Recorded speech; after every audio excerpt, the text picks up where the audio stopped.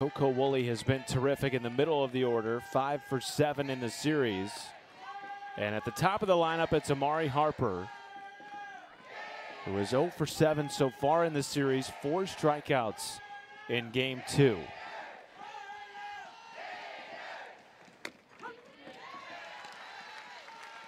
And hoping to get her going a little bit more, Amanda, for a Texas A&M offense that has been equally as impressive at times this year compared to Florida. High pop up out of the infield, and it is caught in shallow center by Kendra Falby. Keegan Rothrock threw really well against this good offense on Friday night, and she's thrown a lot of innings. She had that midweek game against Florida State, that rivalry game on Wednesday that went 9 innings. She started that game, came out, and then closed that game. That was a 15-13 win for Florida. Kind of a crazy, epic game. I mean, if you're a softball fan, you were locked into that one. It was 4 hours long, and that rivalry, emotional matchup, and this freshman got a lot of experience on the road in Tallahassee for that win.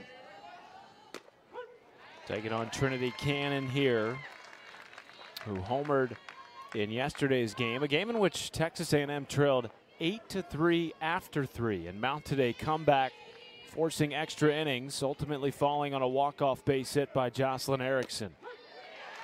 And that pitch right there that you see that Rothrock threw, that's over the heart of the plate. This is a freshman pitcher who is very talented. She is very good, one of the best freshman pitchers in the country, but she'll make some mistakes. And it's going to be up to Texas A&M to take advantage of pitches like that when they see them over the heart of the plate. Got to be ready to hit those pitches that have a lot of white on them, but Rothrock has been so good. She has a lot of that spin and speed, Matt. That's what makes her so effective, is that sometimes it's hard to pick up those mistakes, but she will make some mistakes over the heart of the plate. Cannon takes the 2-2 into left. 2 gone. Well, you mentioned 7 2/3 for Rothrock in that 15-13 win against Florida State in the midweek victory. One of 3 consecutive starts where she has gone 7 innings or more. She has been the workhorse, even as a freshman, for a very talented Florida Gators team. In her last 10 appearances before Friday, she'd been giving up some runs. I mean, that's what happens, though, in SEC play, where a bulk of those appearances are coming against top 25 opponents, opponents that know you. You're playing 3-game series, and that opponent has seen you 2 different times, in game 1 and game 3, and maybe even Rothrock in game 2. They've used her so much because she's been so reliable, she's been so effective, that she might start game 1, come in to close game 2, and then start game 3. But you saw that 5.7 ERA. It's a little bit inflated than what you saw from her in February and March. It's a long season, but I thought that was such a great sign for Rothrock and for Florida, what she did on Friday night. 1-2 count to the Arizona State transfer, Jasmine Hill, who came into the series 2 for her last 20 at the plate, but yesterday drew 3 walks against Ava Brown.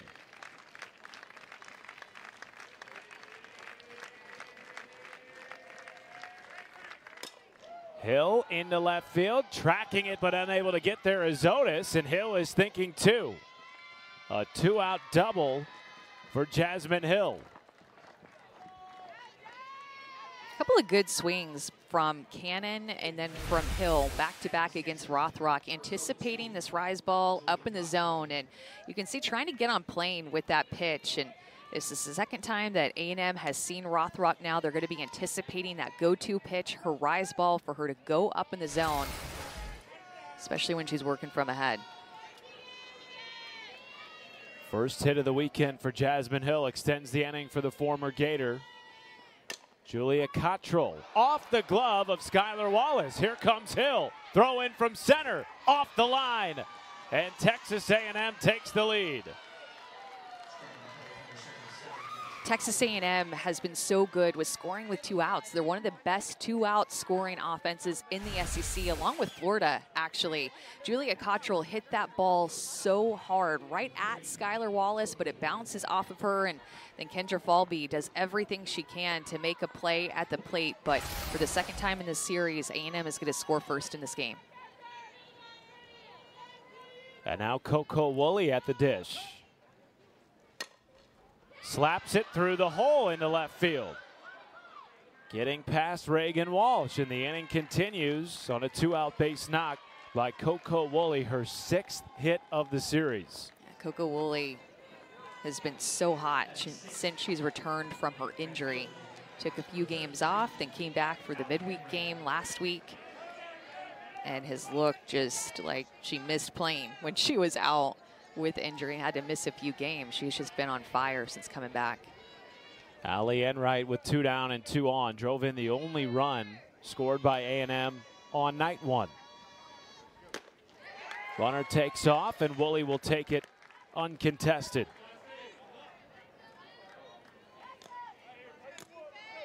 Aggressive to start the game for Texas A&M. It's a team that had won 8 games in a row prior to this series. And that included wins over a top 20 Alabama team, a sweep against Ole Miss. Tricia Ford's group playing sound both in the field and at the plate. A pair of 1-run losses to start the series here in Gainesville. And they've been right there. And both of the games have been so different. You had that pitcher's duel on Friday night with Rothrock versus Kennedy. And then yesterday it was a offense duel with Florida scoring early and then A&M coming back and not going away. The 1-2 to Enright. Well, this is a big game for Texas A&M. Not just because of standings and record and you want to finish the regular season strong, but this is a team that is still fighting for an opportunity to host a super regional, something they haven't done in over 10 years. 2 on, 2 out, the 2-2. Enright is rung up on the inside corner. Hard coming from the left-hand side. Her go-to pitch, which is, a lot of lefties are like this, her go-to pitch is going to be her curveball, but what has separated her this year is being able to split the zone with her rise and drop, having that vertical movement more than what she had last year. Like a good little backdoor curveball right there. Didn't get the strike call, but a good location. It's going to be a tough offense for her to go up against 2 times in a weekend. One of the best offenses in the country.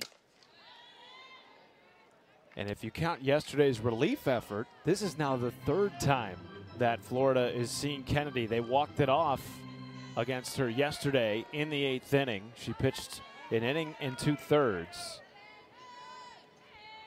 7 walks in her first start of the series.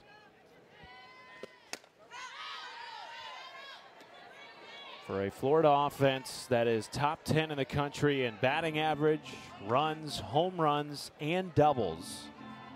And when Tim Walton's team gets on base, watch out. Lead the SEC in stolen bases. Lot of speed up and down the lineup for the Gators. Yeah, and both of these teams are so similar in that aspect that they hit for power. Florida hits for a little bit more power, and they have a few more stolen bases, but both of these teams are centered around power, speed, and then also a strong defense to defend that speed that they each have. You look at their numbers, they're built really similarly. Kendra Falby takes the 2-2 into left. 1 down.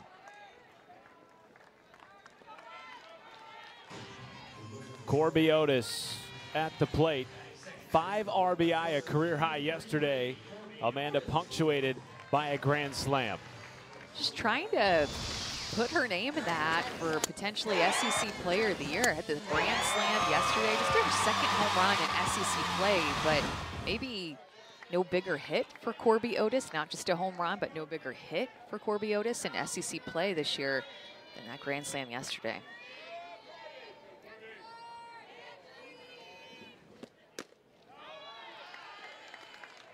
Otis coming over from the University of Louisville. A team best 445 batting average coming into the weekend.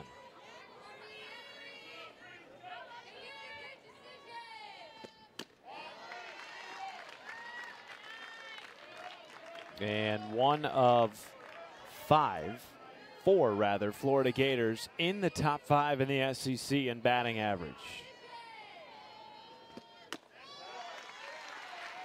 And a 4-pitch walk to Corby Otis. That's why it's so tough to pitch against this top of the order for Florida, because you might think, all right, let's try to be careful with Corby Otis. She hit the grand slam. She's been hot all SEC play and all year, but it's a pick your poison 1 through 5 at the top of the Florida order, because then you pitch around her a little bit, and then now you get to last year's SEC Player of the Year and Skylar Wallace. Has already driven in 2 runs in the series. Otis with running ability, 12 for 13 in stolen base attempts over at first base. Haven't seen a ton of stolen base attempts in the series though. Julia Cottrell behind the plate for Texas A&M, a terrific run stopper after beginning her career here at Florida. And for the Gators, it has been Jocelyn Erickson who leads the country in runners caught stealing. And right now, A&M, part of the series. I think she's actually pretty good at moving forward and not holding on to old games. But what it does go to show is just Florida, that is a big part of their offense, is having patience. They don't chase a lot. They have a very good awareness of the strike zone, and they're very confident with what is and isn't a strike. And back-to-back walks now given up to Kennedy, or that Kennedy has given up. But now the go-ahead run on base with Jocelyn Erickson coming to the plate.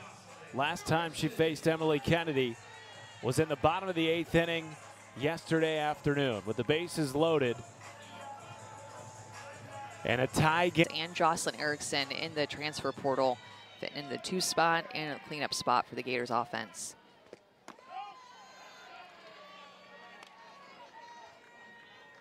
Erickson, the sophomore transfer from Oklahoma, came to Florida in large part for the opportunity to catch. Today, however, we get to see her at first base, and Tim Walton told us you don't get to see her much at first base, but I think she's one of the best first basemen in the country too.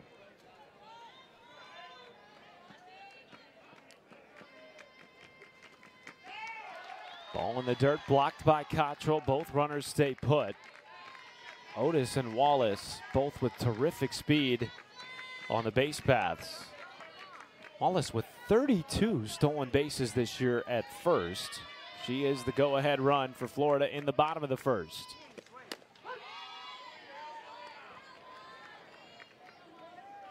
This is where if you're Erickson, pretty much an automatic take on that 3-0 count with the way that Kennedy is struggling to throw a strike, but you're looking for something pretty juicy right here.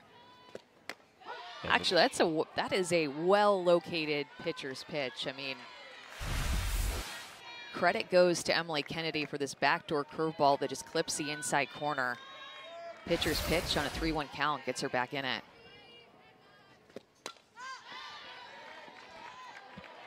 Three straight 3-0 counts for Kennedy. Has battled back into it. And the second full count coming here with Reagan Walsh awaiting on deck. Still only 1 out in the first for Florida.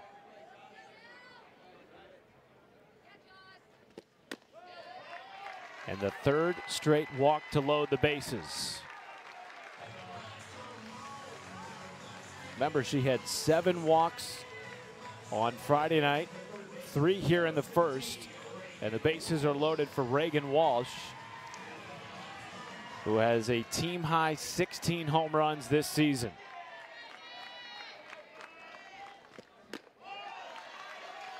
Starting to guide the ball a little bit here now, and got to give Corby Otis credit for starting this little walk rally here and kind of getting Emily Kennedy into a funk, just trying to be perfect with her pitches right now.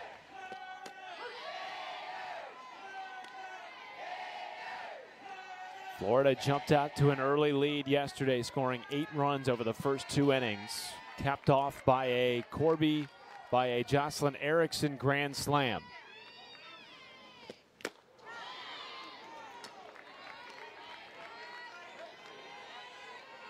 Beg your pardon, it was Corby Otis with a grand slam in the 2nd inning yesterday. Walsh sends it high and deep to center field. Hall is there to make the catch, and in to score is Corby Otis on a throw that gets away from Powell and trickles out of play. And Florida takes the lead.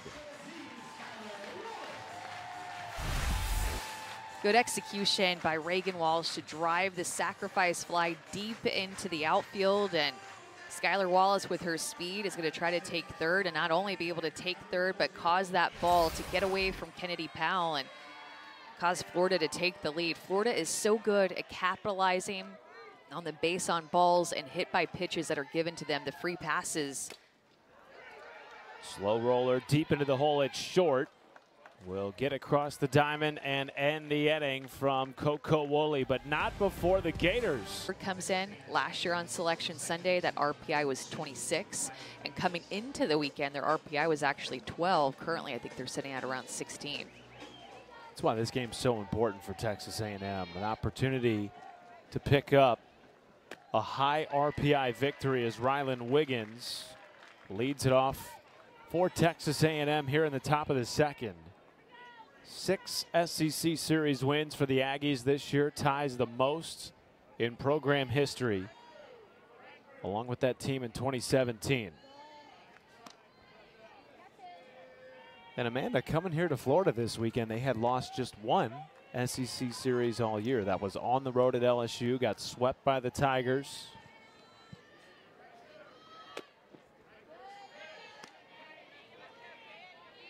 And really, when you look at the first 2 games of this series, both games could have gone either way. Florida just doing enough down the stretch in the innings that mattered most to come away with wins in games 1 and game 2.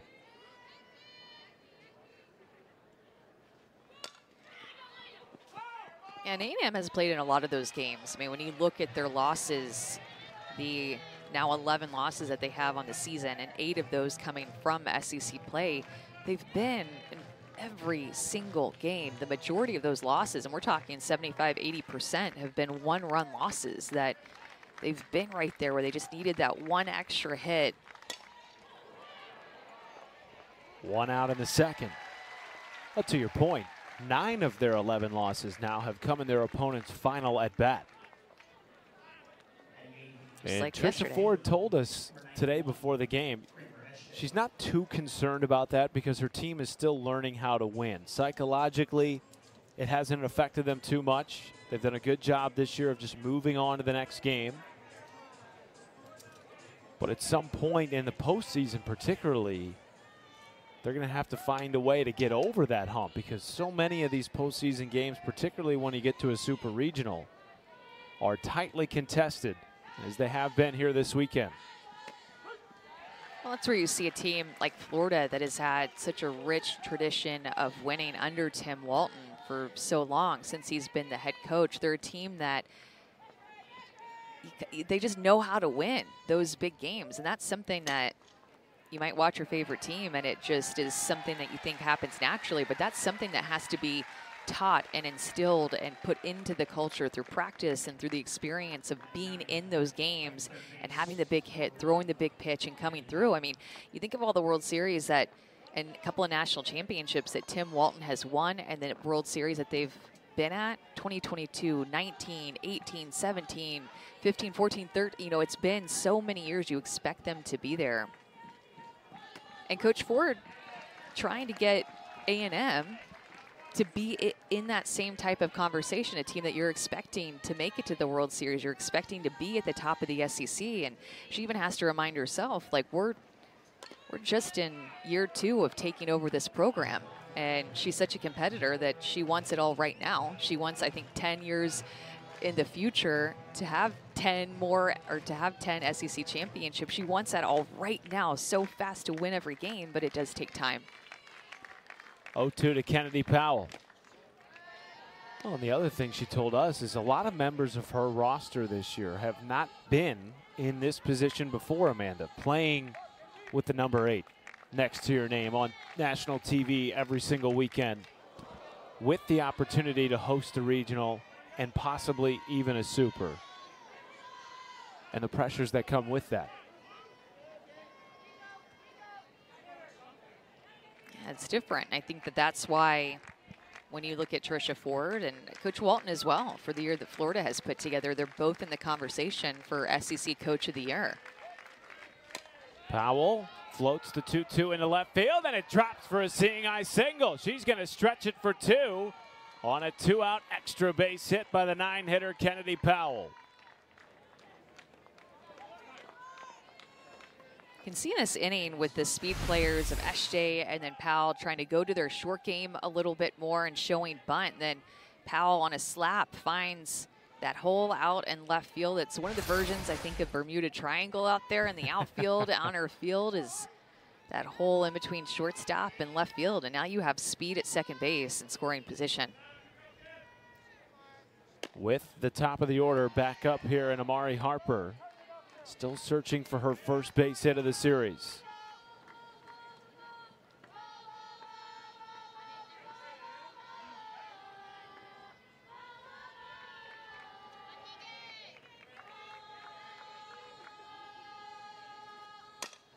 Harper flies the 1-0 into foul territory and start at catcher since April 12th at Missouri.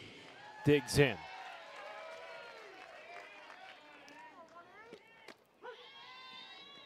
Gators plated 2 runs on no hits in the first. 3 walks to load the bases. Reagan Walsh, a fly ball to center field. Scored 2. Well, and that's what their offense has done so well. We've talked about their power with their 76 home runs. We've talked about their speed with their 99 stolen bases. But their patience is what Florida's offense is notoriously known for, as Emily Kennedy gets the looking strikeout of Wilkie there. But their patience pays off in walks and then finding a way to get on base and a high on base percentage. So when you're looking at Florida and the amount of runs that they score, 48% that a walk reaches or hit by pitch reaches base. 48% of the time they come around to score. The D1 average is 27%. And that's why Trisha Ford told us they had to limit free passes coming into this series. And unfortunately, they've not been able to, probably at the rate that Trisha Ford had hoped. We will talk with Trisha Ford next half inning.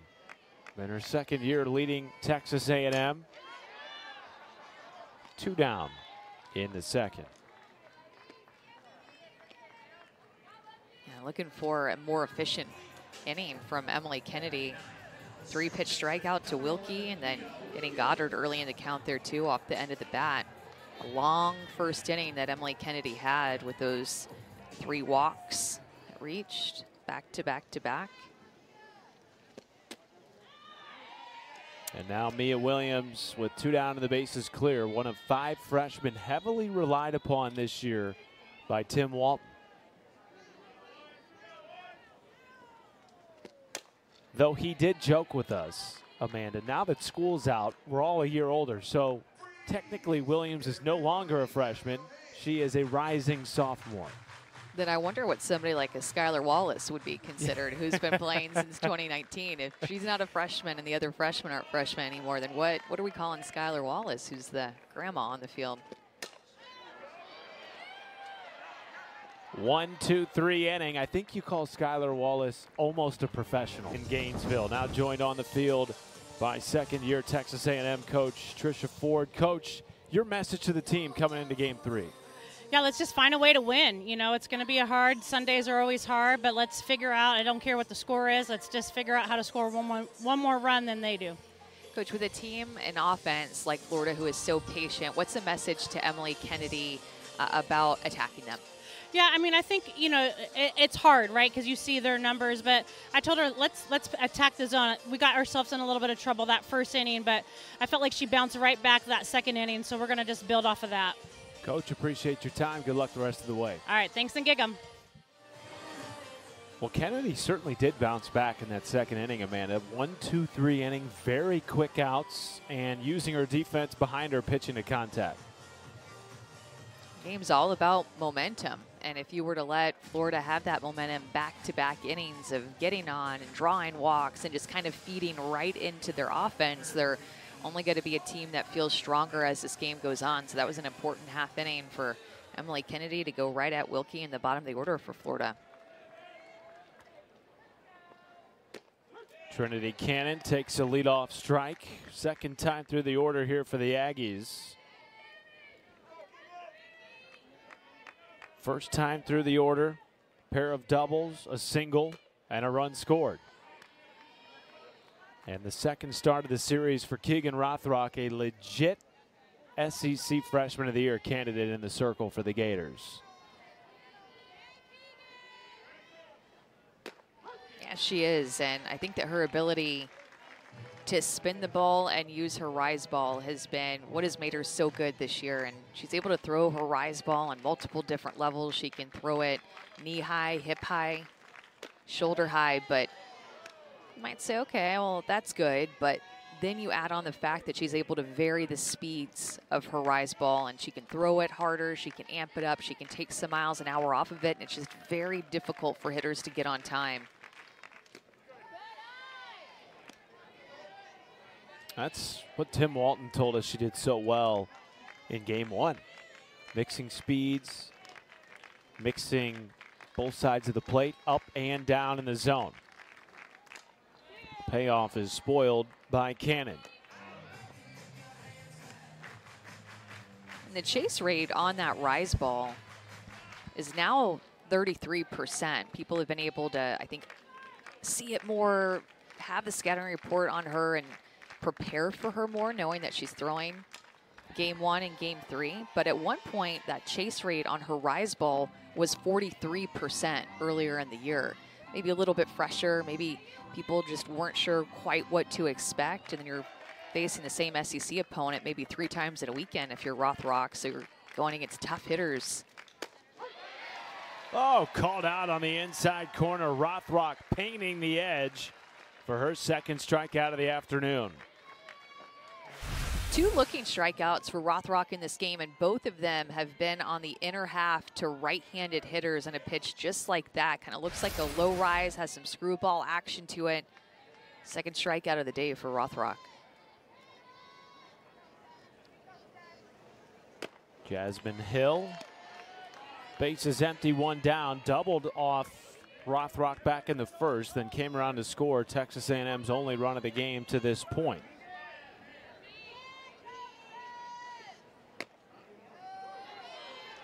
You know, it's not often, Amanda, in this league in particular, that you see a freshman as the ace and throw as many pitches as Rothrock has thrown this year. She's thrown over 180 innings for this Gators team.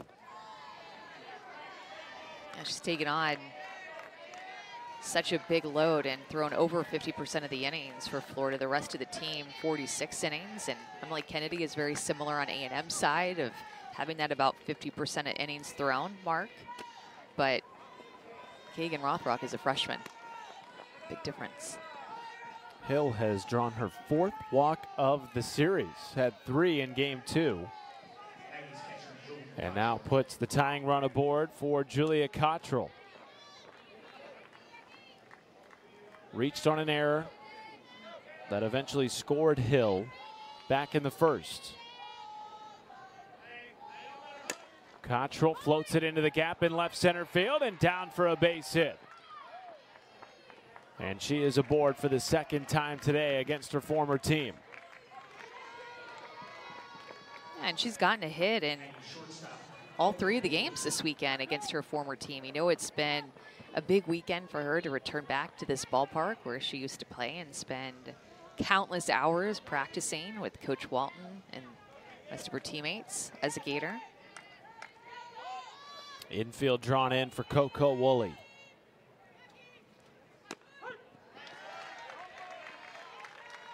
Can never be too careful with Coco Woolley at the dish. Has been a menace to Florida's defense this weekend. 6 hits, 2 runs batted in, but has been responsible for much more scoring as she grounds it to second base. The flip to first by Williams in time. 2 down as both runners advance.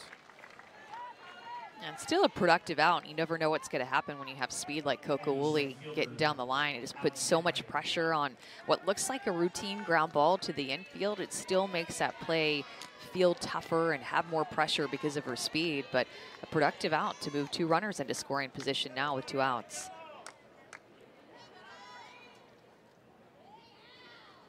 Allie Enright, first pitch swinging with the tying run at third base. Go-ahead run in scoring position for a Texas A&M team that, with a win, can solidify their best finish in the SEC in program history. They would be tied for second with Florida.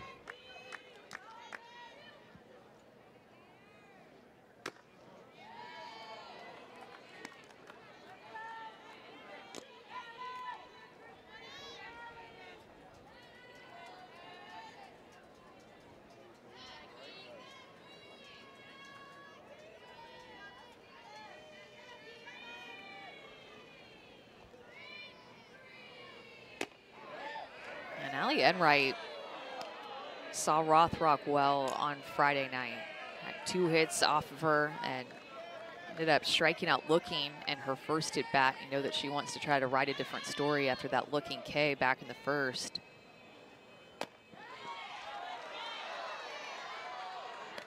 Well, this team coming into game 3, 5 for 17 with runners in scoring position, had left 10 on base.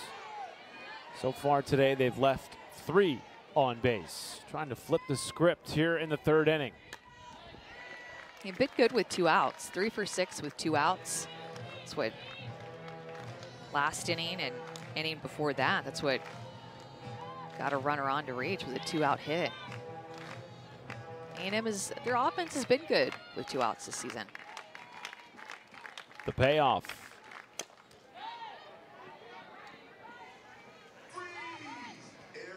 44% of A&M's runs this year have been scored with 2 outs.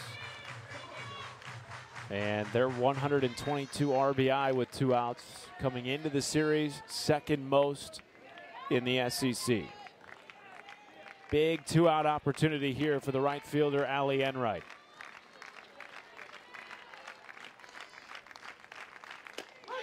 And she's punched out on strikes. I think it's interesting to see this without names attached to it when you're looking at batting average and home runs and RBI. And when you look at and you think of SEC Player of the Year, these are numbers in SEC play, which is what the coaches like to look at. And I mean, you have 3 candidates that have done a lot of damage in SEC play. And when you're just looking at this, it's really hard to choose to think, who's who and who might it be? But let's look to see who is who. So the most RBI is going to go to Jocelyn Erickson, and she's tied for Reagan Walsh with the most home runs. But Corby Otis has the edge in batting average as well as on base percentage. So it's going to be a tough decision for the coaches. I feel like the Player of the Year is likely to come from Florida. So I feel like we're at the same field as going to be this year's Player of the Year, who also was Skylar Wallace from this Florida team last year, so they could go back to back. But what do you think? Oh, you're putting me on the hot seat here. I'm going to go with Jocelyn Erickson only because I think, in addition to her offense, defensively, she has been such a huge piece to Florida's success.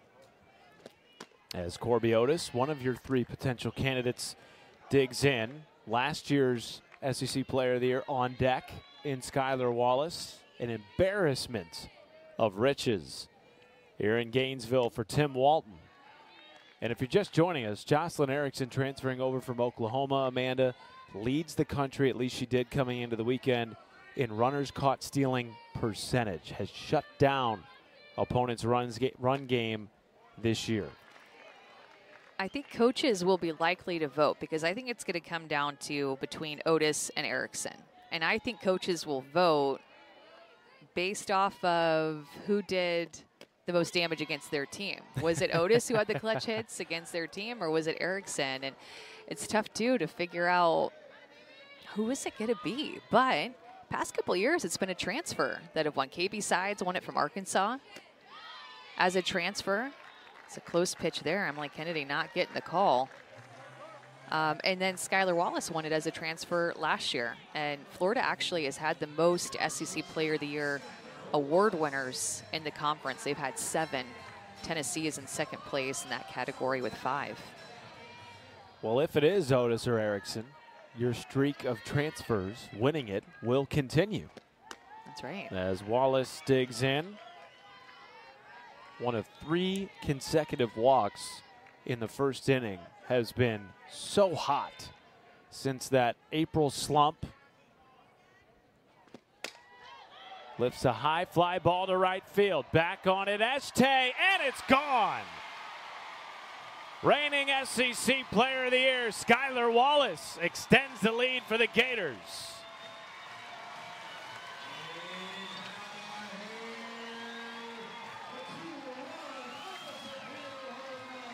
You can see how excited she is for that swing and for that home run. Again, Florida taking advantage of a base on balls that was on base. Skylar Wallace is able to go down and get this pitch actually right over the heart of the plate. And I think that one was one you just kind of had to watch it travel to see if it was going to get out of here. Didn't get all of it, but got enough of it. And Skylar Wallace comes through again, as she has so many times for the Gators. Clears the bases now for Jocelyn Erickson. Florida has scored 4 runs in this game.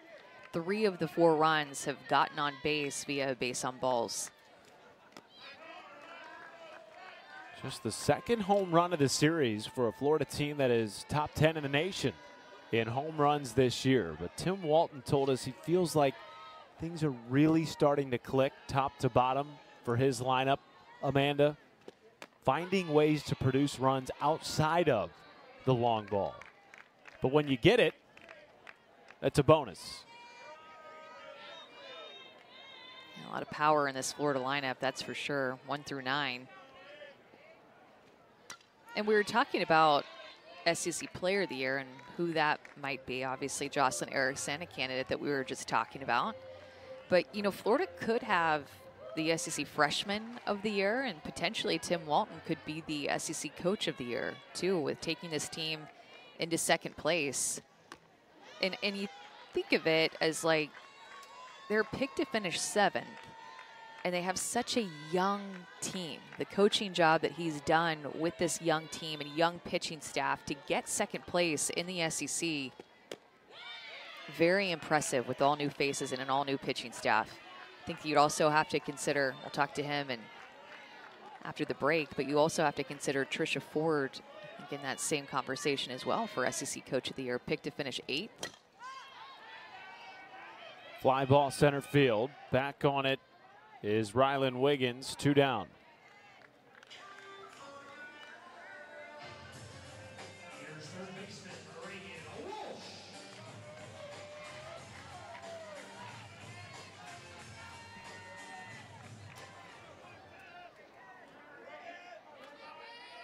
Reagan Walsh with 2 away. That pitch into righties that Emily Kennedy can throw is just so difficult for them to get their barrels to. 70 miles an hour, has a little down and curve to it.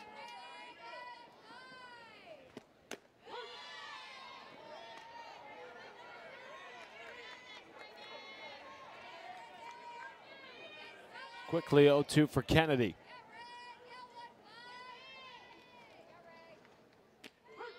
And the Aggies will try to bounce back in the 4th. How big of a contributor has Skylar Wallace been in that effort? Yeah, you know, she's other than really one bad day where she just kind of lost her stuff a little bit and really was frustrated. She's been good. She's been really consistent.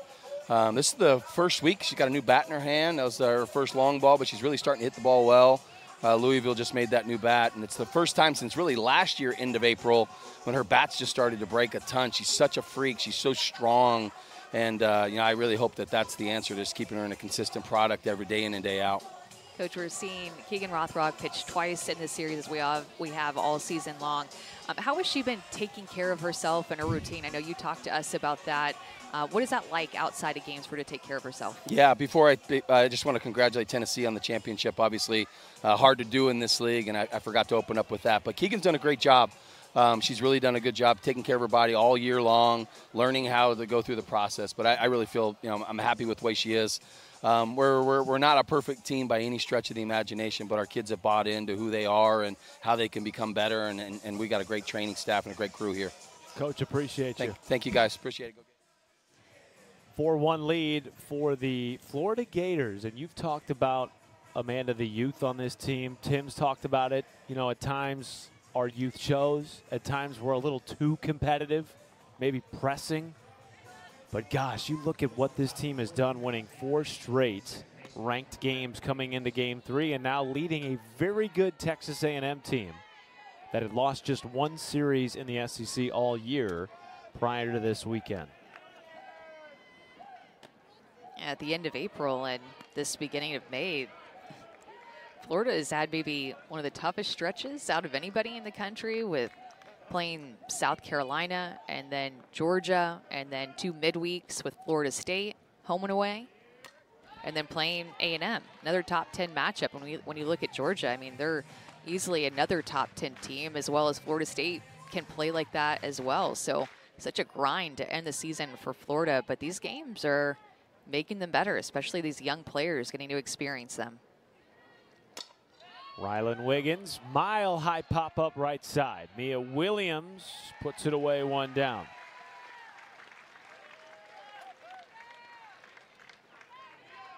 Well, we've seen A&M mount a comeback already in this series. They trailed 8-3 after 3 yesterday. Scored 5 unanswered runs, pushing it to 8 innings before falling in walk-off fashion. Do they have another comeback up their sleeve here? Top 4 down 3. And being the ones that scored first in both of the games. Estee pops it up behind home, and there is Emily Wilkie in her first start at catcher since April 12th. 2 down.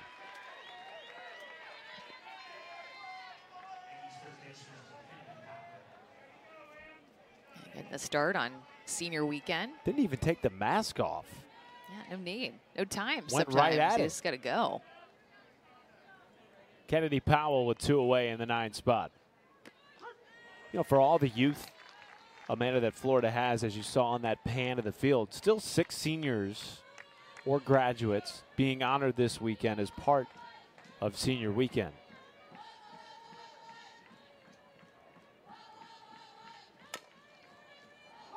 Backhanded off the glove of Walsh in foul territory.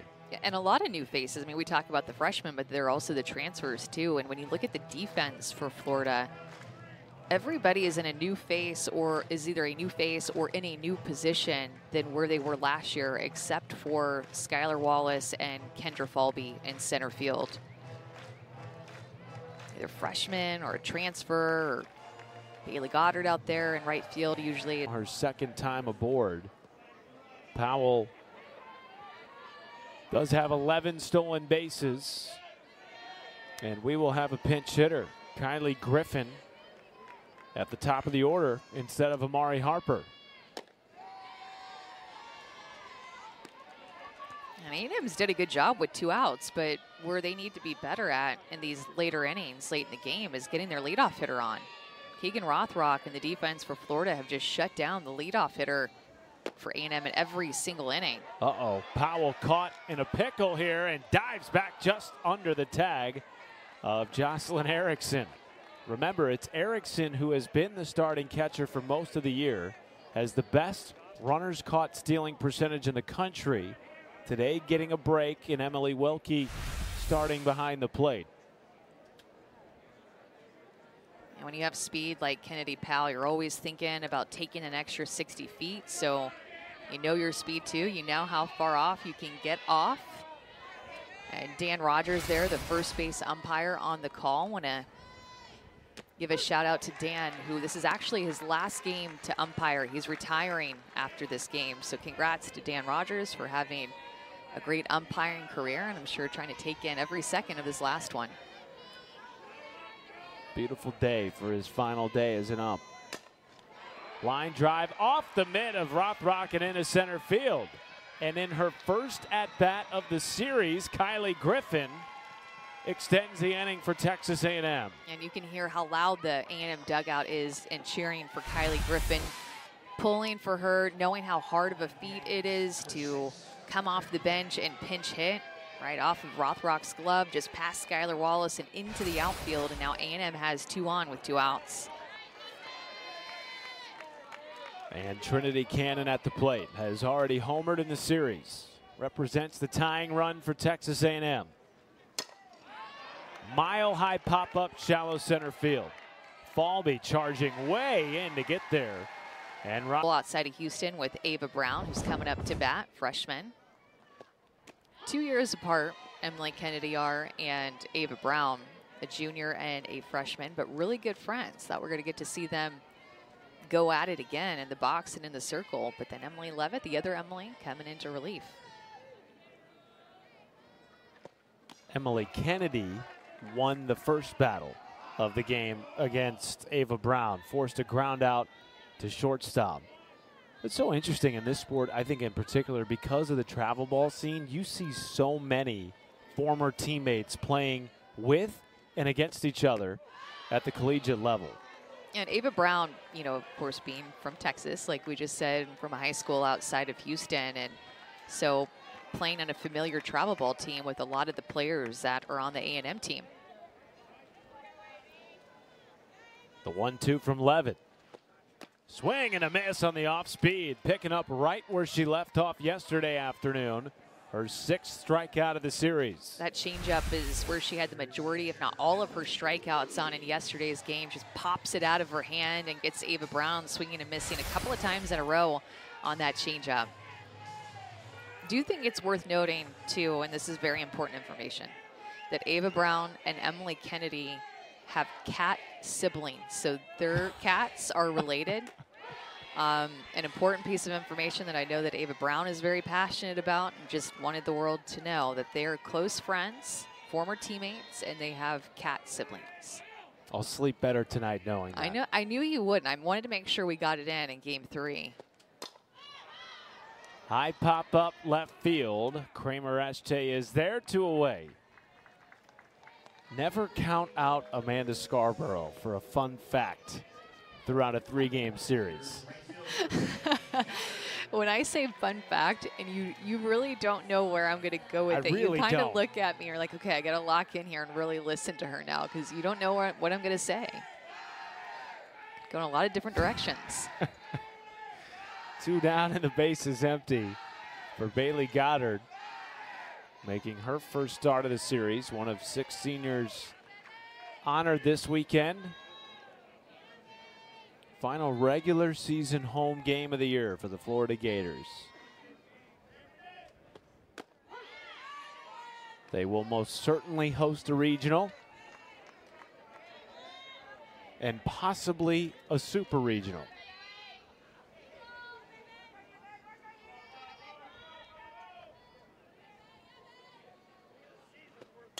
One, sharply hit to third. Powell going down and picking it off the dirt in a 1-2-3 inning in her first inning for Emily Levitt on the ESPN app. Amanda, you will be there yet again.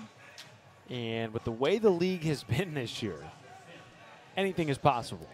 So much Auburn parity. this week. I know. I mean, even Arkansas losing to Ole Miss this weekend in the final series, who Ole Miss is even last place in the SEC, and Arkansas in 4th place in the SEC. So really anything can happen at the SEC tournament Tennessee, the defending champs, and they'll go in as the 1 seed.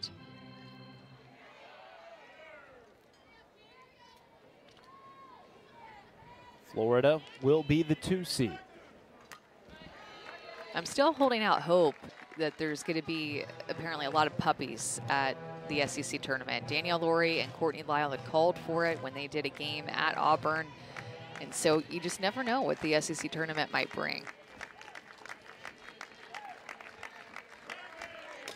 Jasmine Hill punches the 0-2 in right field and foul. So last inning you bring up cats. Now you're bringing up puppies. Are you in need of some pets in your life? Always. Yeah. Yes. Fingers crossed.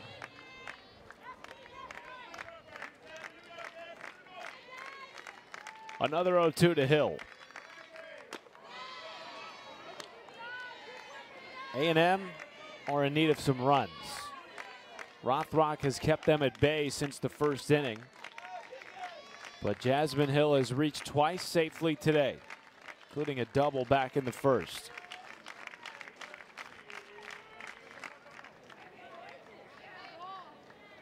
And I think that they've got to do something with their leadoff hitter early in the inning.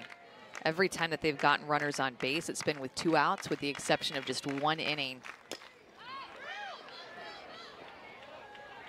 Won't get a runner on here. Williams tracking that all the way from second base.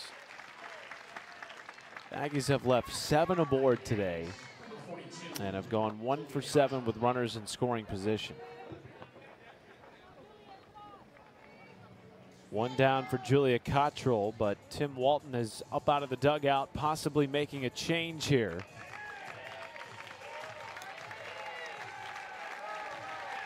And Katie Kistler will come into right field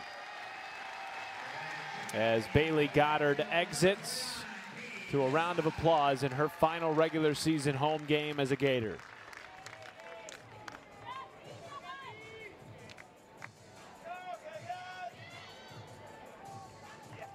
Kistler starting the first 2 games of the series in right field. Excellent arm.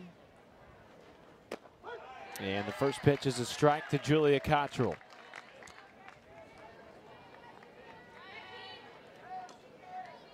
Cottrell has hit safely in all 3 games in the series, including a single back in the 3rd.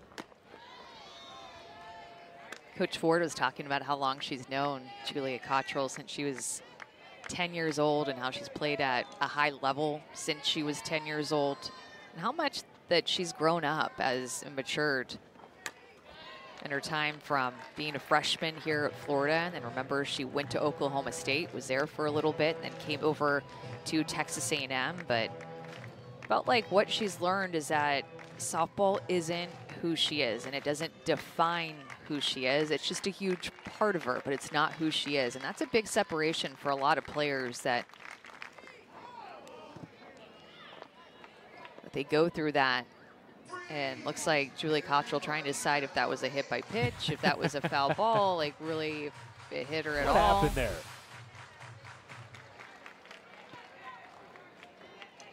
It did hit her. It did hit her. I think will go down as a ball. Down in the count, 1-2.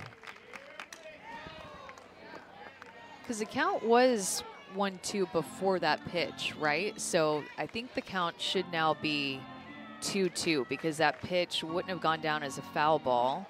And if it hits off of you and it's a ball like that, it's either a hit by pitch or a ball.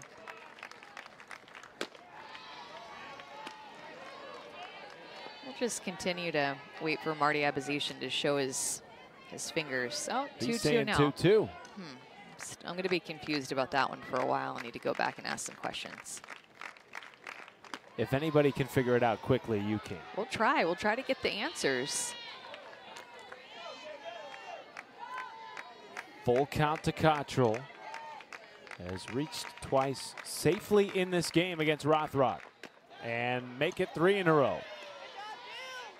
And that gives way to Coco Woolley, who has produced 6 hits in the series. None bigger than this one, a Little League inside the park homer.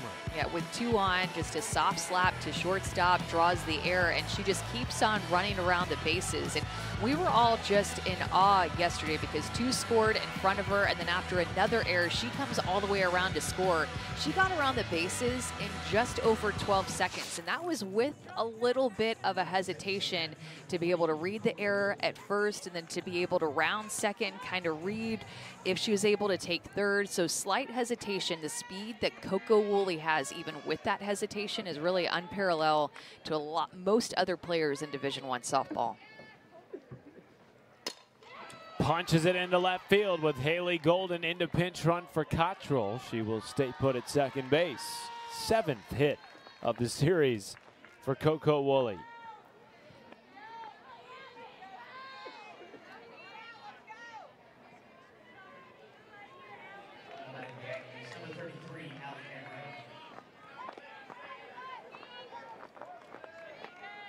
And now Allie Enright.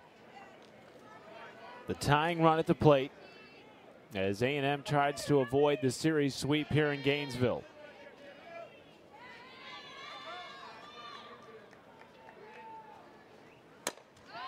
Enright, first pitch swinging, pops it up left side. Skylar Wallace is there, 2 away. You knew she was going to come out swinging after striking out looking in her first 2 at-bats against Rothrock. Swings at that first pitch, not great contact, easy out for the Florida defense. And A&M's at-bats with runners in scoring position, they just have not been able to come through. 1 for 8 with runners in scoring position.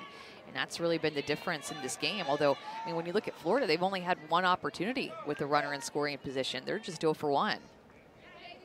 Finding ways to manufacture runs today, as they have all season and all series. And A&M out hitting Florida 7-1 in this game up to this point. They've just got that 1 hit from Skylar Wallace that ended up being that home run. 1-0 to Rylan Wiggins. Remember, she homered early in the game yesterday, Amanda, driving in 2 runs and starting what would be a 6-run comeback for this A&M team. Is the tying run at the plate. Wiggins into left field. Here comes Golden, and she will stay put at third on a strong throw in from Corby Otis. Bases loaded for Kramer Eschte. And another 2-out hit for Texas A&M. They're 6 for 11 with 2 outs in this game. Can they take advantage here? 7 left aboard today for the Aggies.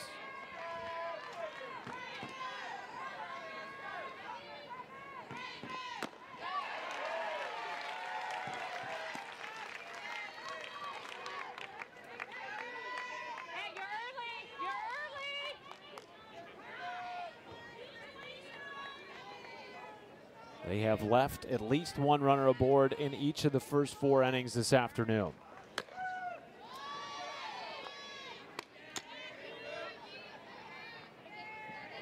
They've had some tough road series too in SEC play. They had to go on the road to Baton Rouge, on the road to Tuscaloosa, on the road to Starkville, and then now on the road here in Gainesville. Not easy places to play at all, and didn't go well in Baton Rouge against LSU. And Trisha Ford looks back on that series as one that they're not, real proud of with how they played, but a huge learning experience for this team to be able to bounce back when they played in Tuscaloosa and win that series after losing the first game. 2 down, bases loaded, 1-2 count. Strike 3 called on the outside corner. 4th looking strikeout of the day. Out of the game.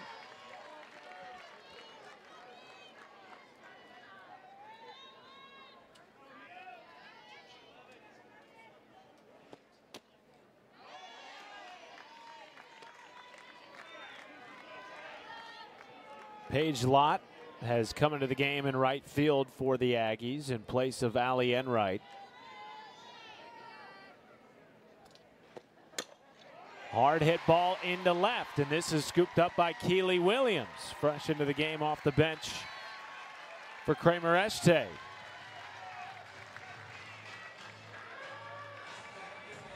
Base hit to lead off the inning for Mia Williams.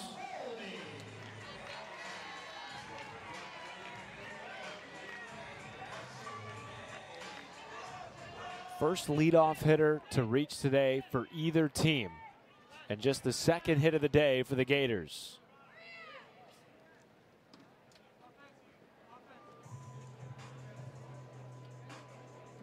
Love the way that Kendra Falby is swinging the bat this week. You even go back to that midweek. She had a monster game against Florida State, including her first home run of the season in extras. This would go on actually to be the game-winning run. It was 13-13.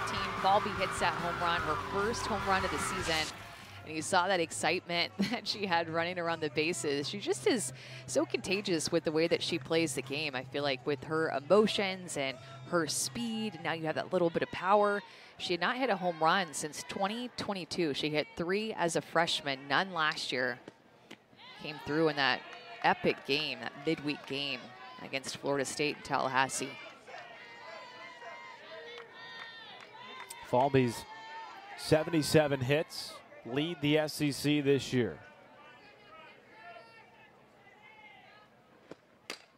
Line drive, center field, deep shot, and it's off the base of the wall and will ground rule double over the base, over the top rather, of that 220 dead center wall here in Gainesville. What a rocket off the bat of Kendra Falby. Yeah, she's keeping her feet still and swinging more. We've seen her run through the box and lay down some bunts, run through the box and slap. But lately, she's been swinging the bat more, keeping her feet still and hitting with a little bit of pop. And you mentioned ground rule double. That works in the favor of Texas A&M because that would have been a run for Florida had that ball not gone over the fence out of play. Falby's 4th hit of the series gives way to Corby Otis, who has reached twice and scored twice.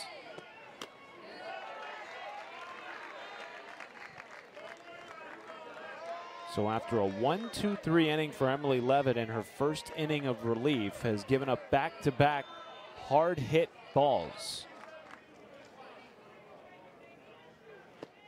And you know you're having a good weekend when coming into the weekend you're batting .491 with runners in scoring position like Corby Otis, but you see that number go up in a weekend. Now she's batting .509 with runners in scoring position.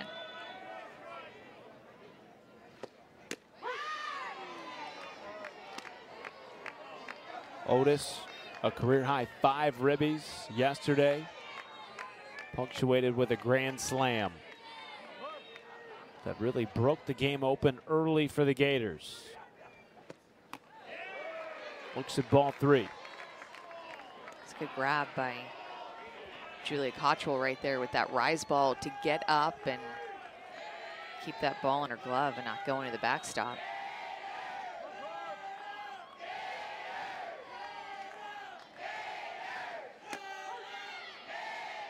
Full count to Otis.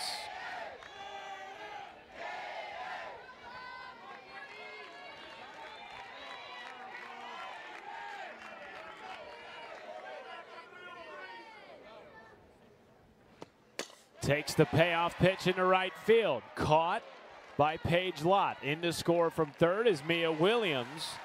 And the Gators extend their lead on top by 4.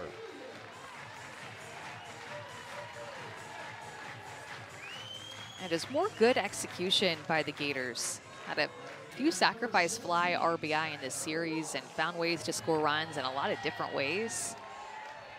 Good execution with 2 strikes by Otis, just putting that ball in the outfield.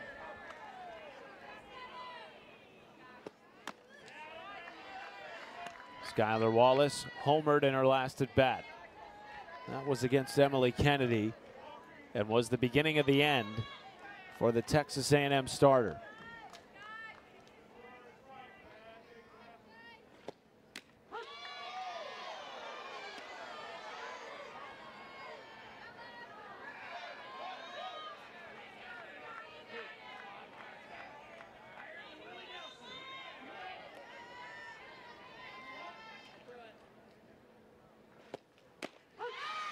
Of back-to-back changeups to get 2 strikes against Wallace, a hitter who's just so patient at the plate.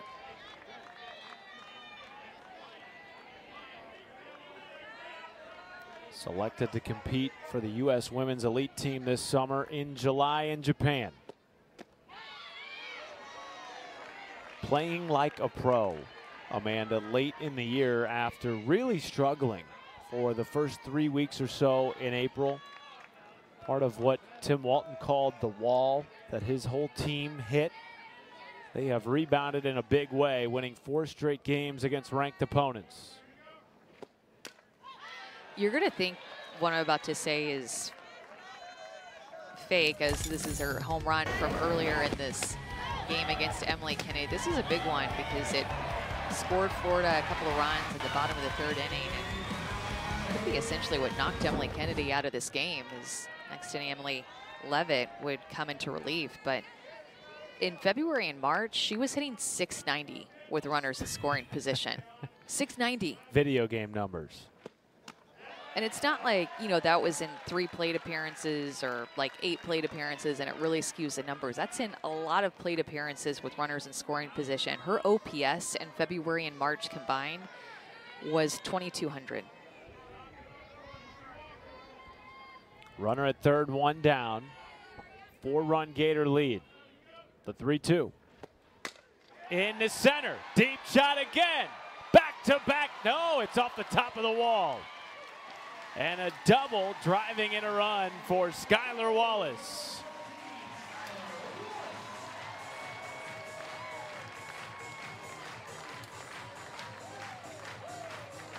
I'm like you. I thought this one was going to get out of here. Sits on a changeup. That was the pitch, the changeup that Levitt went to, that Skylar Wallace took to get 2 strikes. Levitt goes back to it. Skylar Wallace is on time with it and ready for it to drive in a run. Another double in this game for the Gators.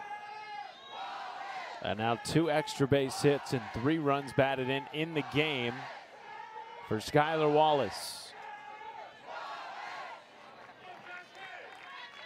Big grin on her face. One of 6 seniors. Jocelyn Erickson right into the mitt at 4-game set in Philadelphia.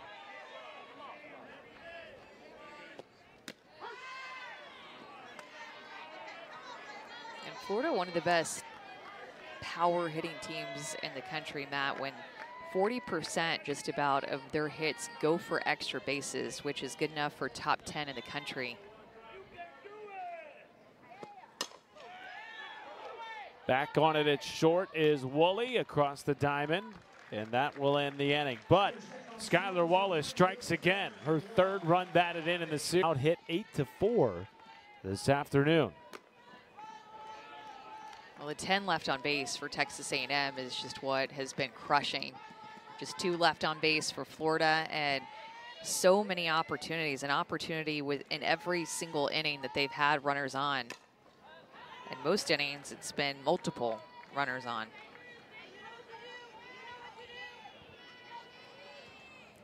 Had the bases loaded in the last half inning with 2 outs, tying run aboard at the time.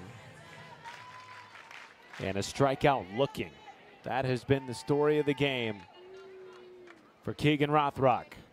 Well, and really the story of the weekend, in my opinion, or one of for Texas A&M's offense. There's 10 looking strikeouts for Texas A&M in 3 games, and half of those have come with runners in scoring position. And that's a number as a coach that you're looking at that is just tough to swallow and frankly an unacceptable number. I mean, 10 looking strikeouts against a couple of pitchers that are freshmen are very good. They're talented, but this is a team that, you know, in order to hit and score runs, you've got to swing the bat and put pressure on those young pitchers instead of getting right into them. And put pressure on the defense, as Kennedy Powell has done today. That one scoots through. Remember, she had an infield single her last time up. 3rd time aboard today. The first time that A&M's gotten their leadoff hitter on, which is a new look, because every time that they've had those runners on, there have been 2 outs, it seems like. Kylie Griffin, in her first at-bat of the series, singled back in the 4th, batting at the top of the order in the place of Amari Harper. Powell gets back to the bag in time. She is playing with fire today over at first base. Her and Emily Wilkie have had a good little game of cat and mouse going this afternoon. Wilkie, remember, had her caught in that pickle a couple of innings ago. But Powell ultimately got back to the bag in time. Here's the 0-2 from Rothrock.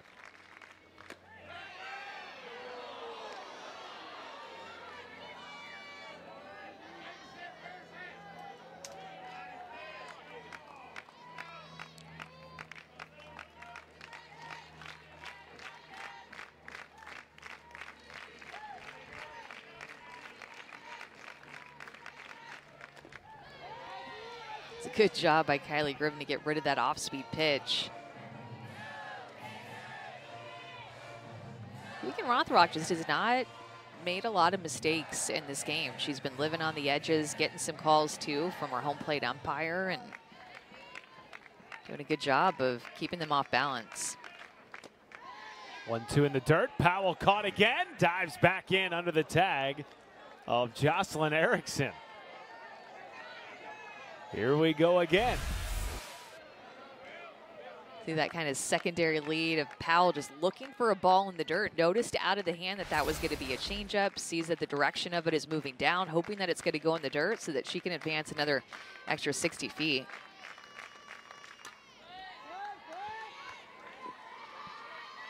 And when you think about team speed, I mean, A&M and Florida are the two arguably fastest, I think is what you could say, teams in the SEC. There's a speed score that they go by on a scale of 1 to 10. Florida is number 1 in the SEC. Texas A&M is number 2 in the SEC. 11 stolen bases this year for Powell.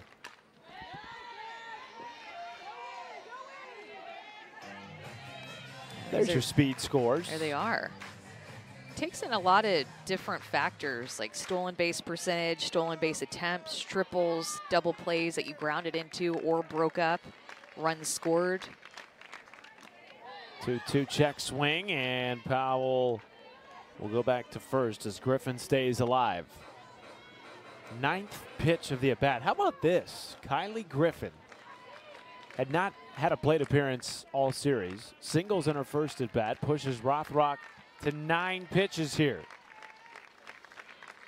1 on, nobody out. Top 6.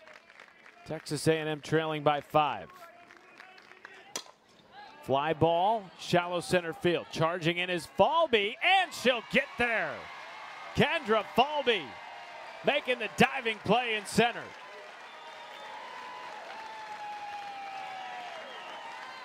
She had to come a long way for this too. Kendra Falby can cover so much ground. She can go back, she can go to her left, she can go to her right.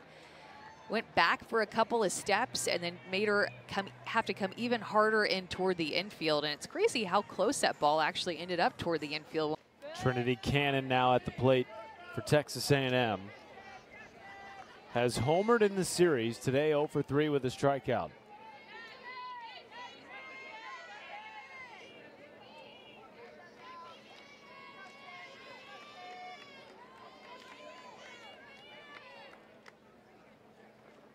Kennedy Powell is going on the hit and run, shot foul.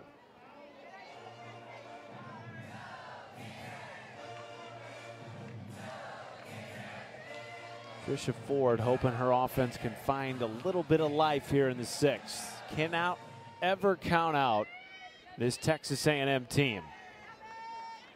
Always find a way to make it close in the end.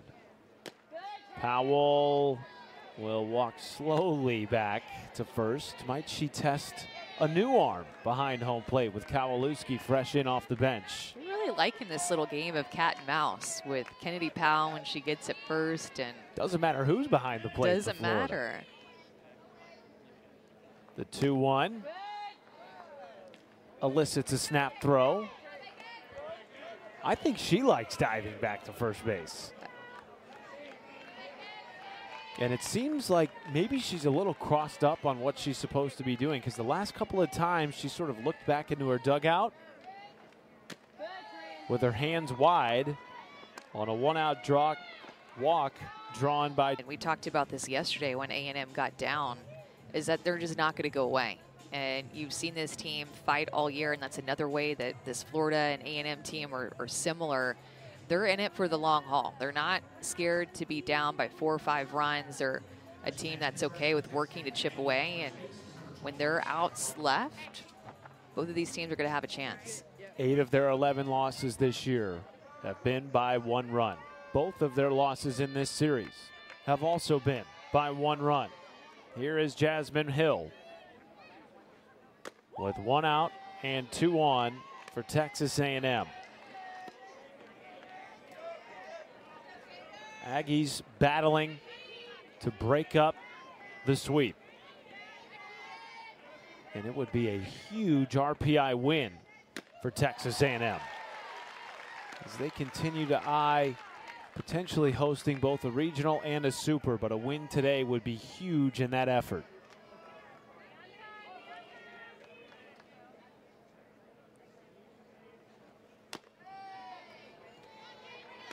Because right now their RPI is sitting at 16. Team, they too hope to host a super regional later on this month. Florida's RPI at 12. Florida's RPI toward the end of the season has continued to creep up. A&M's has crept down a bit. A&M at one point was as high as 8, 9. Florida, when I looked at it, was maybe 19, 18, 17 in there a little bit ago.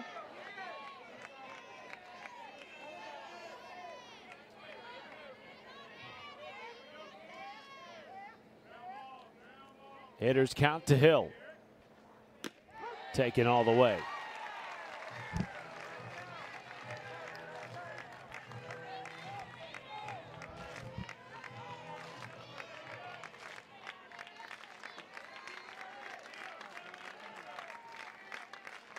Payoff from Rothrock.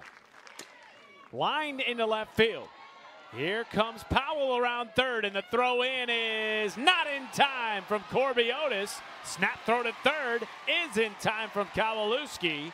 2 down for Florida as A&M plates a run.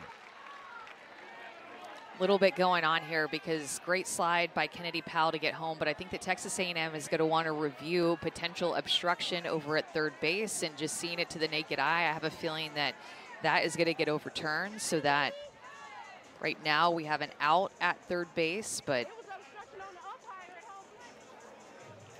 this was a heck of a throw in left field from Corby Otis. Really made Powell work for it. But look at this slide.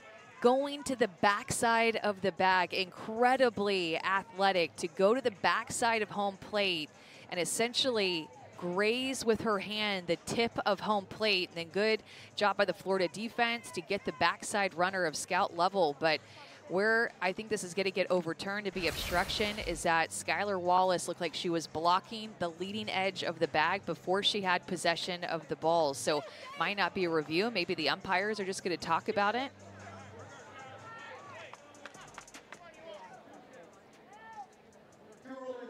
At 2 separate bases. 2 for her last 20 today. A double, a walk, a single, run scored, and a run batted in. And here's one more look at that play over at third base. Potentially an obstruction call challenged by Trisha Ford and Texas A&M. The only thing is, if this is the only view that we have that I worry, is that there might not be indisputable video evidence to say that from that angle that her knee was clearly in front of the leading edge. Now, just kind of playing devil's advocate here, to me, I do think that it was obstruction. But when you're looking at the angles, and they're sending this off to Birmingham, by the way, who's taking a look at it to come to a conclusion if they feel like there's enough evidence to prove that there was obstruction.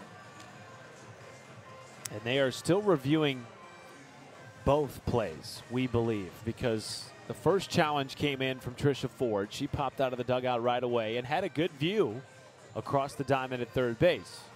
After she came out, Tim Walton responded by challenging the safe call at home. Marty Abasesian still chatting with our replay review crew in Birmingham, Alabama.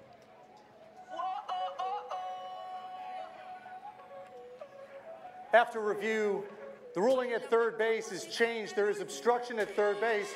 The runner is safe. For the Florida challenge, the ruling at home plate is upheld. The runner is safe at home plate. And so big change here for Texas A&M. Amanda now 2 on, 1 out.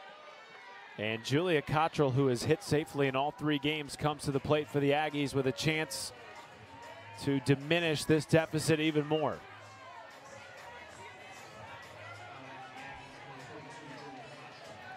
Yeah, and that was, again, a clutch hit by Jazz Hill. Scout Lovell going first to third, stands 60 feet away with Cottrell at the plate. Flares it into left field. Dropping in fair for a base hit. And back-to-back runs coming across for the Aggies. I think that you can see in this inning, Matt, the importance of getting your leadoff hitter on. This is the first inning in this game that A&M has gotten their leadoff on, and this is the first inning in this game that they've scored multiple runs. Remember, they've left 10 runners on base to Florida's just 2 on base. And at one point in this game, they were 1 for 7 with runners in scoring position. They have hit twice now with runners in scoring position and cut the deficit in half. Sav Price will come in to pinch run at second base. Cottrell at first as Coco Woolley comes to the dish. She is the tying run for Texas A&M.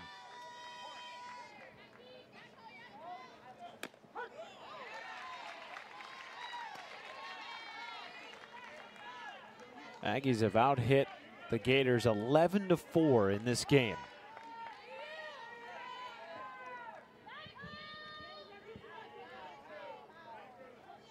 Woolley, a mile-high pop-up.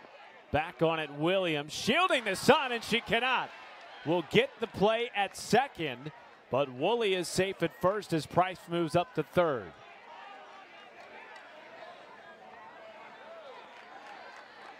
Looking right into that sun.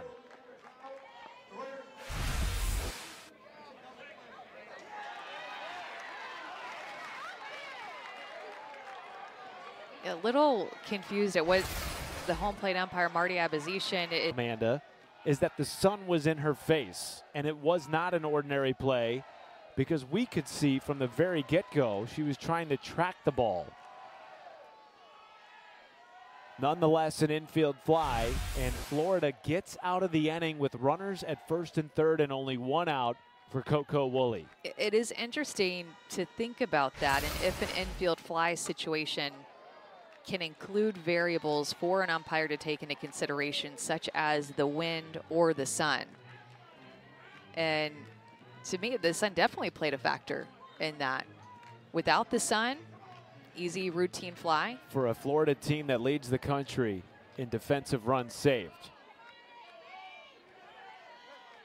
So the Gators lead at 6-3 here in the bottom of the 6th.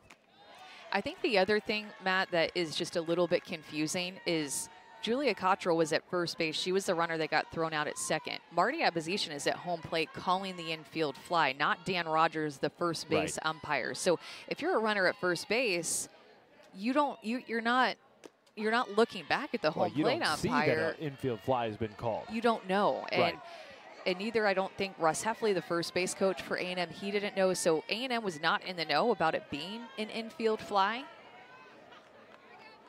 Very interesting play that you don't see all the time, and massive in this game for that to be a double play with the way that A&M was threatening in that inning and gaining momentum.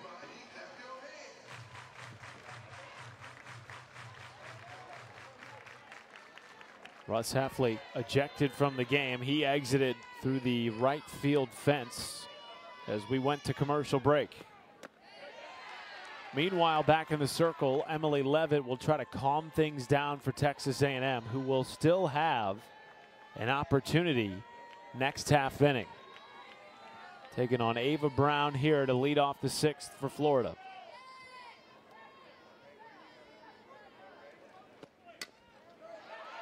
Baby dribbler to third. Powell charging in, barehanding it and making the throw. 1 away.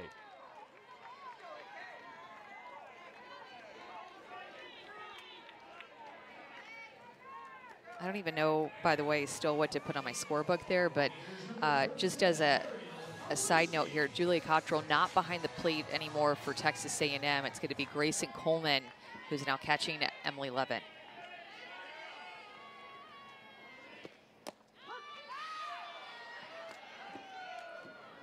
A lot of changes at catcher for both teams today. Frankly, changes all across the field for both teams today. That's game 3 in the final series of the SEC regular season.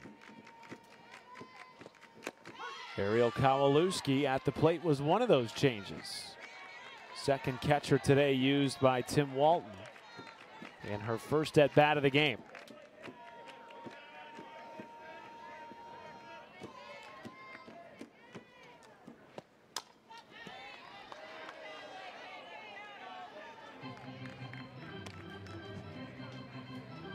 You know what's fun about both softball and baseball is that you literally never know what you're going to get. There are so many different rules, so many things that you've never seen before in a game, and you know that you're going to see something that you've never seen before every game you call or watch. I have never seen that before. No, never. And where one team was so unaware of an infield fly call and the other was. Tim Walton popped out of the dugout and said, hey, wait a second, that should be a second out. Probably because he had a good angle to see Marty Abazishan call it. Yes. Because he was looking out at the field. Marty Abazishan is to his right, and the person that didn't have a good angle of that call was Julia Cottrell, who was the most important person on the field in that instance. 2-2 count to Kowalewski. Hard ball off the glove of Rylan Wiggins. And now Katie Kistler. Right field replacement of Bailey Goddard, making her first at bat of the afternoon. Welcome to game 3 here in Gainesville. Oh man, I'm sure X is blowing up on this one, as is my phone a little bit, just trying to understand it, but we'll move forward as we always do. I'm just waiting for you to help me understand it better. We're both trying to figure it out together, and I do think that you had a really good point, and as we were looking it up, about the sun not making that an ordinary play. Which again is a judgment call. It is a judgment call, and that's an important part. There's no black or white on this. It's a judgment call, just as a lot of different things are in our sport, and you leave it up to the judgment of the umpire.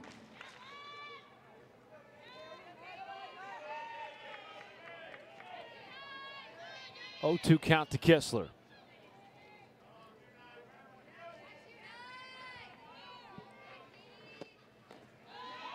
In the dirt, blocked by Coleman, who again entered for the first time this afternoon behind the plate for Julia Cottrell.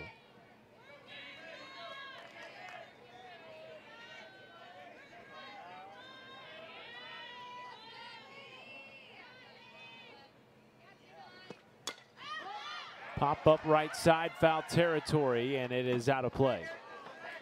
Just a hot and steamy day here in Gainesville too. I feel like it just is, and this is around the country everywhere. Didn't it just seem like somebody flipped a switch? Yes. And it was summer? It was like we went from cold to hot, and then like there's no looking back, I don't think, at this point. There is no escaping it here No. in Gainesville either. Folks have migrated to underneath the overhangs down each line, and the outfield underneath the tree in right is packed. Folks trying to get into the shade on a day that feels like 90 degrees in Gainesville. And the game has tracked. It has been heated. Good competition, some controversy, and a big game 3 for both teams. Florida's already wrapped up the series, taking the first 2 games by a run each. This one, too, is crushed. Right field. Goodbye. First at bat of the game, and Katie Kistler sends it out of the park.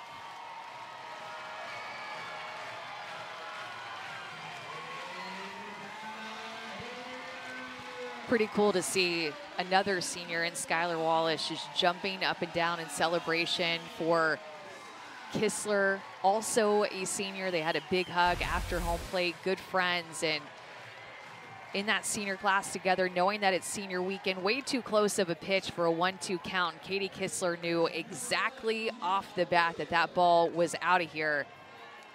Nothing like hitting a home run on senior weekend at your home field in your last regular season game in your career. Base is clear for Mia Williams, who was at the center of that controversy last inning. Unable to block the sun and make the catch, but the infield fly rule was in effect. Kistler's 4th home run this season. What a turn of events in the last 10 minutes here in Gainesville. Florida not only getting out of that inning with runners at the corners and 1 down, but now adding to their lead. On top again by 5. And just a good punch back. A&M scored those 2 runs in the top of the 6th inning, and then Florida comes right back and answers back.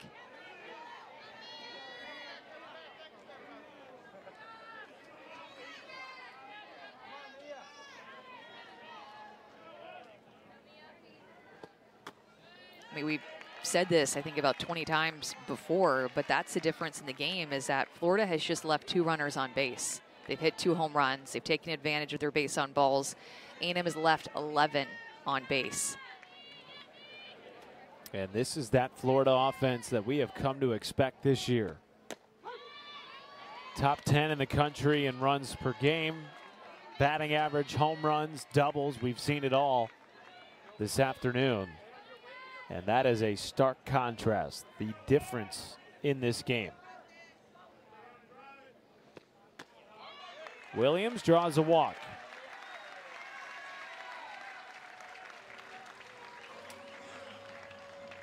And back to the top of the order for the Gators with Kendra Falby.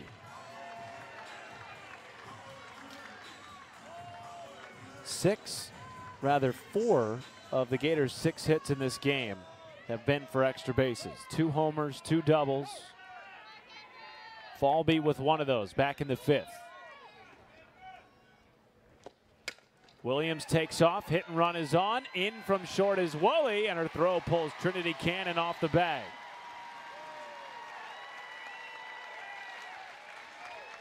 Kendra Falby is so fast coming into this weekend. 34 infield singles for her. She can add another one to that tally. She quickly gets out of the box and accelerates with those long strides, puts pressure on Coco Woolley to be perfect, as well as Trinity Cannon to make that stretch. Run rule in effect here with Corby Otis at the plate. And she has the ability to end it with 1 swing of the bat. Saw that yesterday with a grand slam in the 2nd inning.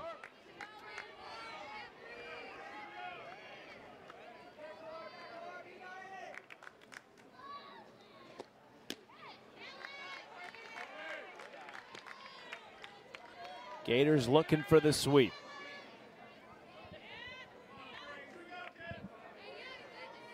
After a rocky start to the beginning of last month, have climbed over the wall, in the words of Tim Walton, and have won 4 straight games against ranked opponents. Snap throw down to second base. How about Graceland Coleman coming in here and showing the arm? Entering the game for the first time earlier this inning. We've seen a lot of pickoff throws in this game. I feel like we've seen more pickoffs in this game and throws to just runners getting their lead at bases than maybe your entire season that we've worked together. 3-1 to Otis. Gators are 5 for 8 with runners aboard today, as Coleman will chat things over with Levitt and the reigning SEC Player of the Year, Skylar Wallace, on deck, who has already homered and doubled in this game.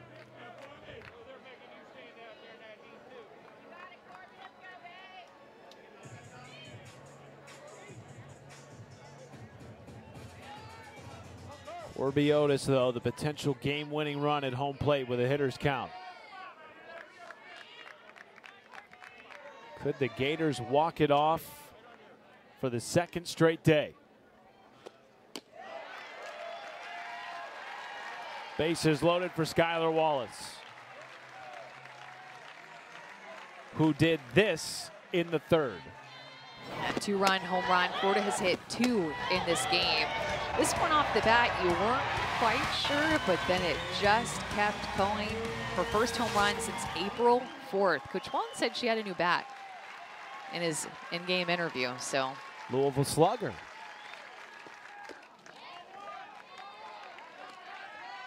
Meanwhile, her double, we both thought was going to get out. In fact, I called it as if it was going to be a home run, and it just hit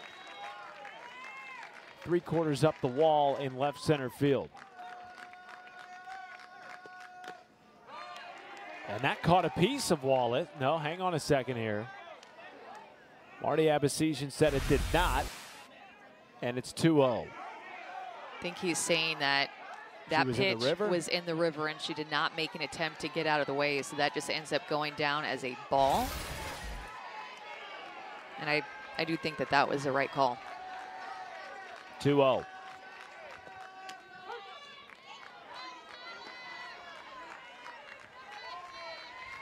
Gator faithful can feel it.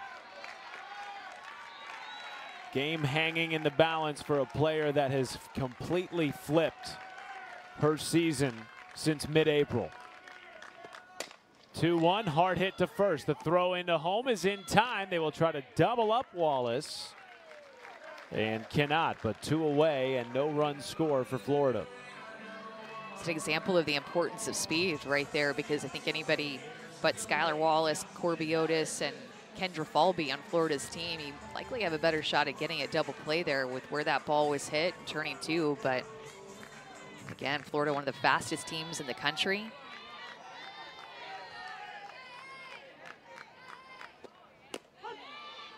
Jocelyn Erickson walked it off yesterday in the bottom of the 8th with a line drive base hit to left field.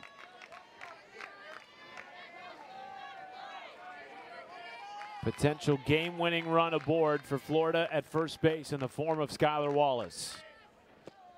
Erickson into right field. Fair ball off the base of the wall. Here comes Wallace around third, and Erickson walks it off for the second day in a row.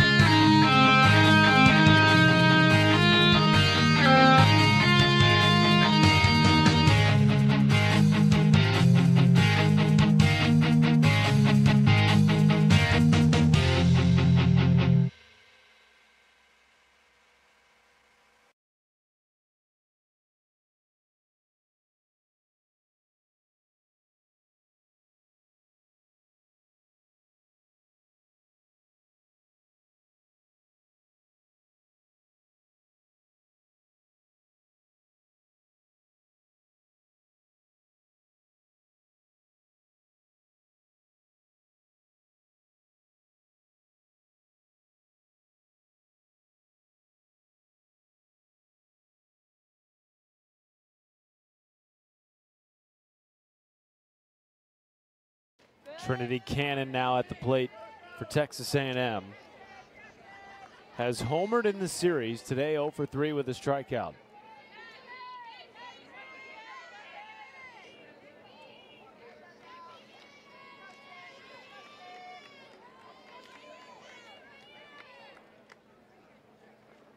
Kennedy Powell is going on the hit and run, shot foul.